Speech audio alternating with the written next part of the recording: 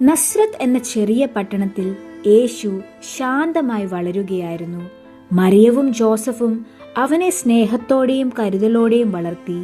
കുട്ടിയായിരുന്നെങ്കിലും യേശുവിന് ദൈവവചനങ്ങളോടും ദേവാലയത്തോടും വലിയ ആകർഷണമുണ്ടായിരുന്നു. ഓരോ വർഷവും യഹൂദന്മാർ പെസഹ തിരുനാളിനായി ജെറുസലേമിലേക്ക് യാത്ര ചെയ്യും.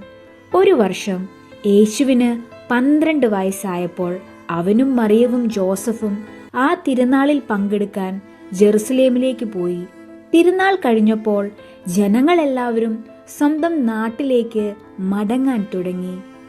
മറിയവും ജോസഫും യേശു ബന്ധുക്കളോടൊപ്പമുണ്ടെന്ന് കരുതി യാത്ര ആരംഭിച്ചു.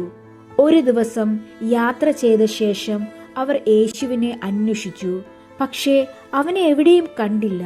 അവർ ആശങ്കയോടെ വീണ്ടും ജെറുസലേമിലേക്ക് തിരിച്ചുപോയി. 3 ദിവസം അവർ യേശുവിനെ തിരഞ്ഞു. ഒടുവിൽ അവർ അവനെ കണ്ടെത്തിയത് ദേവാലയത്തിൽ വെച്ചായിരുന്നു. അവൻ അവിടെ അധ്യാപകരുടെ നടുവിലിരുന്ന് അവരോട് സംസാരിക്കുകയും ചോദ്യങ്ങൾ ചോദിക്കുകയും ചെയ്യുകയായിരുന്നു. അവന്റെ വാക്കുകളും ജ്ഞാനവും കേട്ട് അവിടെ ഉണ്ടായിരുന്നവരെല്ലാം അത്ഭുതപ്പെട്ടു. മറിയം അവനോട് ചോദിച്ചു, "മകനെ, നീ ഞങ്ങളോട് ഇങ്ങനെ ചെയ്തത് എന്തുകൊണ്ടാണ്? നിന്റെ അപ്പനും ഞാനും വളരെ ആശങ്കയോടെ നിന്നെ അന്വേഷിച്ചു." അപ്പോൾ യേശു ശാന്തമായി മറുപടി പറഞ്ഞു, "ഞാൻ എൻ്റെ സ്വർഗീയ പിതാവിൻ്റെ കാര്യങ്ങളിൽ വ്യാപൃതനായിരിക്കണമെന്ന് നിങ്ങൾക്കറിയില്ലായിരുന്നോ?" അവൻ്റെ വാക്കുകളുടെ ആഴം അവർക്ക് അന്ന് പൂർണ്ണമായി മനസ്സിലായില്ല.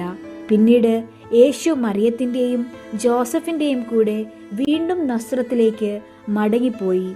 അവരെ കീഴ്വഴങ്ങി ജീവിച്ചു.